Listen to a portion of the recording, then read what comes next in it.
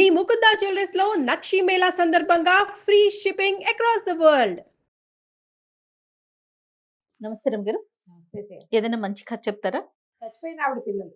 అబ్బా బాగుంది. ఒక కొండ కిందట ఒక పల్లెటూరు ఉండేది. ఆ ఊర్లో ఒక అతను ఒక అమ్మాయిని కావాలని కోరి కోరి కోరి ఆ పిల్లనే కావాలని చేసుకున్నాడట. కొన్నాళ్ళకి అమ్మాయి గర్భవతి అయింది. ఒక్కో పిల్లవాడు కలిగాడు. బాలింతరాలుగానే ఆ అమ్మాయి చనిపోయింది. ఓహో.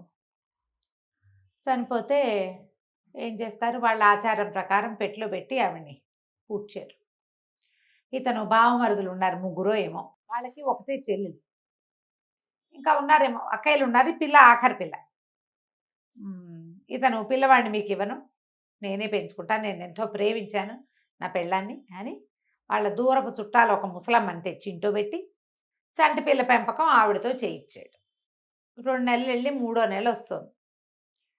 ఓ పూట అతను ఏవో పనుల మీద తిరుగుతూ ఉండేవాడు. ఈ అమ్మాయి చనిపోయాక ఈ దహనాలు వ్యవహారాలు అవి ఇవే కొన్నాళ్ళు గడిచింది. తర్వాత మెల్లిగా మామూలుగా రొటీన్లో పడ్డారు. ఓనాడు పిల్లాడిని చూసి, పిల్లాడు చక్కగా పొద్దుగా అయ్యి పక్కలో అవి శుభ్రంగా ఉండి ఉయ్యాల్లో పడుకొని నిద్రపోతున్నాడు.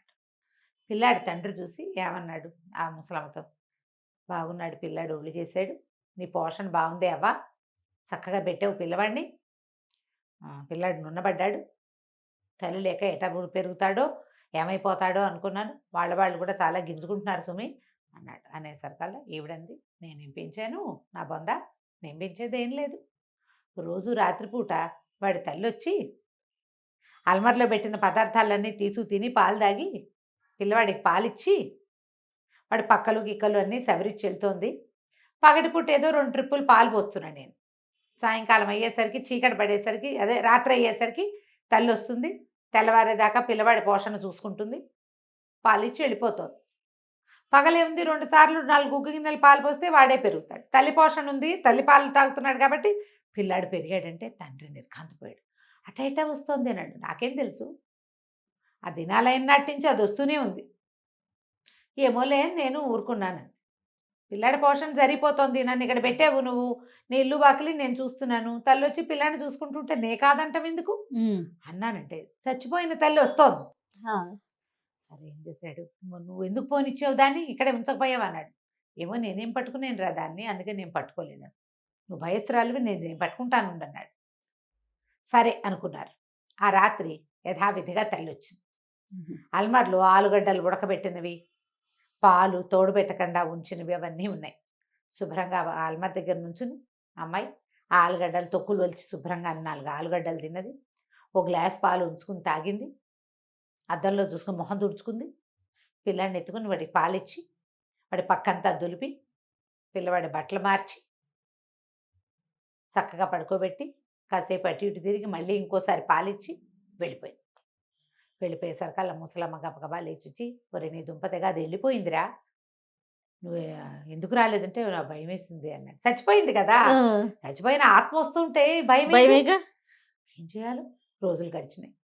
ఓ రోజు వచ్చి పెద్ద బావమరిది వచ్చి పిల్లాడిని చూడబోయాడు. పిల్లాడు చూస్తే నవనవలాడుతూ పొతకలాగా ఉన్నాడు.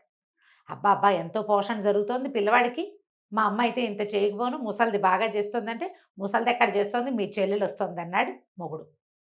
అనేసరికి నిర్ఘాంతపోయాడు బావమరిది. అవునా, మా చెల్లి వస్తుంది అన్నాడు. వస్తోంది రోజు రాత్రి, నేను రోజు చూస్తున్నాను అనేసరికి బావమరిది అన్నాడు, అవురవురా, అది వచ్చి వెళ్తుంటే దాన్ని పట్టుకుని ఆపద్దా నువ్వు, నేనుంటేనా దాన్ని పట్టుకునేవాడిని, ఆపేసి ఇక వెళ్ళనివ్వకుండా ఉంచుకుంటే సరిపోతుంది కదా, ఎందుకు వెళ్ళిపోతుంది అనేసరికి నాకు భయం వేసింది అన్నాడు మొగుడు. నేను వచ్చి ఉంటాను అన్నాడు. ఆ రోజు రాత్రి బావమరిది వచ్చి ఇక్కడ పడుకున్నాడు. ఇద్దరూ చూస్తున్నారు. వచ్చింది అమ్మాయి లోపలికి. పిల్లాడు ఉయ్యాల నిండా ఉన్నాడు చక్కగా. అటు ఇటు తిరిగి ఏవో స్వీట్లు హాట్లు చేసి పెట్టినవి, అంత అన్నం ఉంటే ఒక గుప్పెడు అన్నం పెట్టుకు తినేసింది, పాలు తాగేసింది, పిల్లాడిని ఎత్తుకుని పాలిచ్చింది, పక్కంతా సవరించింది, ఇల్లు ఆ గదంతా శుభ్రం చేసి తుడిచేసింది. వీళ్ళిద్దరూ ఇట్లా నుంచి చూస్తున్నారు, అది అటు ఇటు తిరుగుతూ ఉంటే. ఏం చేయలే. ఈ ముసలావిడంది, మీ అంత భయస్తులు నా జీవితంలో చూడలేదు, నాకంటే సంబంధం లేదు, నేను ఎవత్తునో, ఇది ఒకడు అన్నయ్య ఒకడే మొగుడయ్యే, మీరు పిలుచుకోవద్దు అని తిట్టింది. తిట్టేసరికల్లా బాగా వణుక్కుంటూ అన్నయ్య ఇంటికి వెళ్ళిపోయాడు. తర్వాత తమ్ముడితోటి చెప్పాడు. రెండో అన్నయ్య అన్నాడు, అవురవరా మీ వల్ల కాలేదు, నేనైతేనా అన్నాడు. రెండో అన్నయ్య కూడా వచ్చాడు. ముగ్గురు మగవాళ్ళు గదిలో కూర్చున్నారు. మళ్ళీ మామూలు. అర్ధరాత్రి అవ్వగానే ఈ అమ్మాయి వచ్చింది, మళ్ళీ పిల్లాడిని ఎత్తుకుంది, అది తిన్నది, తిరిగింది, పాలిచ్చింది, పక్కల సరిచింది, చూస్తూ నుంచున్నారు. భయం వేసింది. అడగట్లా. అది ప్రేతాత్మ కదా, ఎప్పుడో చచ్చిపోయింది 4 నెలల నాడు. అది అర్ధరాత్రి వస్తుంటే ఎలా వస్తుంది అది, భయం వేసి ఊరుకున్నారు. ఇక మూడో వాడు ఉన్నాడు, మూడో అన్నయ్య నేను వచ్చి తీరుతానన్నాడు.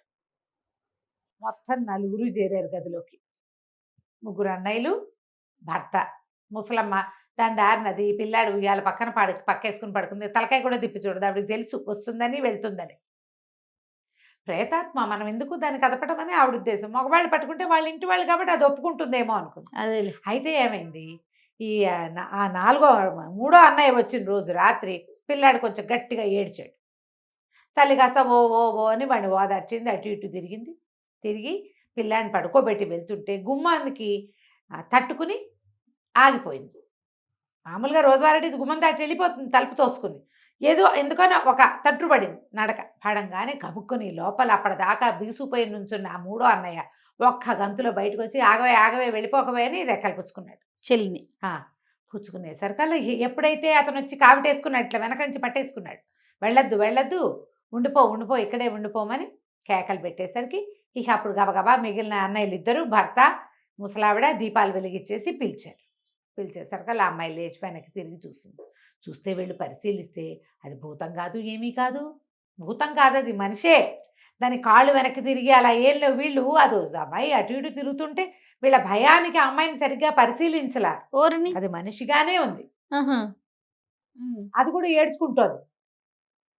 ఏడుస్తుంటే ఎందుకే ఏడుస్తున్నావు, ఎందుకు వచ్చావే అంటే, నేను అసలు చచ్చిపోలేదు, ఆ పురిటింట్లో పిశాచాలు మాట్లాడుకున్నాను తీసుకుపోయినాయి, వాళ్ళకి పని చేయటానికి కావాలి, బాలింతరాలను అయితే సులువుగా పట్టుపోగా అప్పుడు దొరికిపోతారు. అందుకనే బాలింతలు బలహీనంగా ఉంటారని ఆ రోజుల్లో గుమ్మాలు దిగనిచ్చేవాళ్ళు కాదు. అవును, బయటికి వెళ్ళనిచ్చేవాళ్ళు కాదు.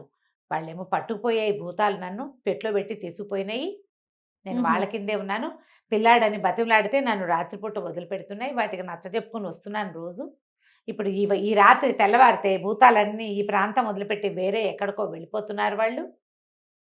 అందుకని ఇదే ఆఖరి రోజునే పిల్లాన్ని ఎక్కువసేపు ఎత్తుకున్నాను నేను, వాడు ఏడ్చాడు, నేను ఏడ్చాను అని చెప్పేసరికల్లా వీళ్ళు ఏం చేశారు, తెల్లారేదాకా అమ్మాయిని వెళ్ళనివ్వల.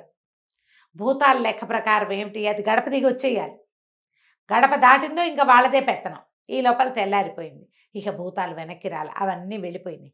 ఈ అమ్మాయి ఇక్కడే ఉండిపోయింది. అప్పటికి చచ్చిపోయి 4 నెలలైంది. ఆ తర్వాత శుభ్రంగా మొగుడు దగ్గరే ఉండిపోయి 6-7 పిల్లల్ని కందిట. ఓహో, నార్మల్గా అయిపోయింది, అంతా మామూలుగానే ఉంది. కానీ ఆ ఊళ్ళో అందరూ చచ్చిన ఆవిడ పిల్లలు అనేవాళ్ళు, ఆవిడ పిల్లల్ని చచ్చిపోలేదు కానీ అప్పట్లో ఇలాంటివి జరిగేవని చెప్పేవాళ్ళు జయ. మన ముందు తరాలు, ఎంత ఆశ్చర్యం కదండి. ముందు తరాల్లో మనం ఇంగ్లీష్ కథల్లో కూడా కొన్ని కథల్లో చూస్తాం, అతన్ని పాత పెట్టేస్తారు. ఒక అర్ధరాత్రి ఎప్పుడు అతనికి మెలకు వస్తుంది, ఆ బాక్స్లో ఉంటాడు. ఆ భయానికి, ఆ లోపల ఉన్న బీభత్సానికి జుట్టు గిట్టు తెల్లబడిపోతుంది టెన్షన్కి. అవును, చచ్చి చెడి వాళ్ళు లేచి బయటకు వస్తారు, వాళ్ళని ఎవరు గుర్తుపట్టరు. అవును, ఒకడు ఉంటాడు చచ్చిపోయి 11 సంవత్సరాల తర్వాత లేచి వస్తాడు. అలాంటి కథలు ఉంటాయి కదా, వింత విషయాలు కొన్ని జరుగుతాయి. ఈ చచ్చిన ఆవిడ పిల్లల్ని ఊరంతా అలాగే చెప్పుకునేవాళ్ళు, ఆవిడ చచ్చిపోలేదు, ఏమీ పోలేదు, బ్రతికే ఆ పిల్లాడు ఉన్నాడు. తర్వాత 6-7 పిల్లలు శుభ్రంగా అందరూ హాయిగా హ్యాపీగా సుఖంగానే ఉన్నారు. కథ కంచికి మనం ఇంటికి. బాగుందండి. నమస్తే. నమస్తే చేయండి.